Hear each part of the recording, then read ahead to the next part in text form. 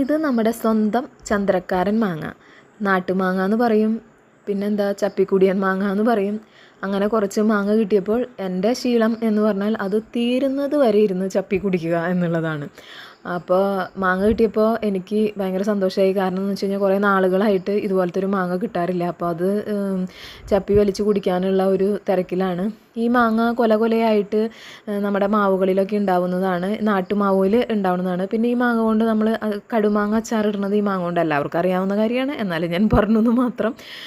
അപ്പോൾ എങ്ങനെയാണ് നിങ്ങളൊക്കെ ഇതുപോലെ മാങ്ങ കിട്ടുമ്പോൾ ഇതുപോലെയാണോ കുടിക്കാറ്, അതോ ഇങ്ങനെ പൂളി തിന്നണ മാങ്ങ മാത്രമാണോ ഇഷ്ടമുള്ളത്? എനിക്ക് ഈ മാങ്ങയാണ് കേട്ടോ ഏറ്റവും കൂടുതൽ, മാങ്ങകളിൽ ഏറ്റവും കൂടുതൽ എനിക്ക് എപ്പോഴും ഇഷ്ടമുള്ള മാങ്ങ ഇതാണ്. ഇതിൽ തന്നെ പലതരത്തിലുള്ള മാങ്ങകളുണ്ട്.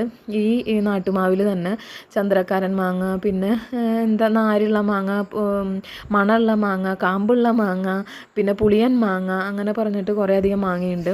എല്ലാ നാട്ടുമാവിൽ നിന്നുള്ള മാങ്ങകൾ കൊണ്ട് നമ്മൾ അച്ചാറിടും. പണ്ടൊക്കെ ഭരണിയിൽ നിറച്ചിങ്ങനെ ഈ കൊല കൊലയായി മാങ്ങ പൊട്ടിച്ചിട്ട് അതിൻ്റെ ചുണയോട് കൂടി വേണം അച്ചാറിടാനായിട്ട്, ചുണ കളയാൻ പാടില്ല.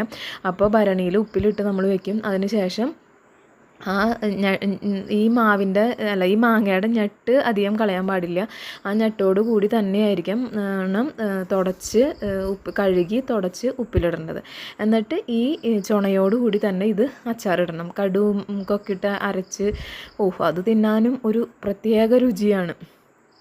അപ്പോൾ ഞാൻ പണ്ടൊക്കെയാണ് കടുമാങ്ങ വീട്ടിലിട്ട് അച്ചാർ ഉണ്ടാക്കി തിന്നിട്ടുള്ളത്. ഇപ്പോഴൊന്നും അങ്ങനെ കിട്ടാറില്ല, കാരണം ഈ നാട്ടുമാങ്ങ കിട്ടാനില്ല, വല്ലപ്പോഴൊക്കെയാണ് കിട്ടുന്നത്. അപ്പോൾ ഇന്ന് അങ്ങനെ കിട്ടിയപ്പോൾ എനിക്ക് നല്ല സന്തോഷമായി.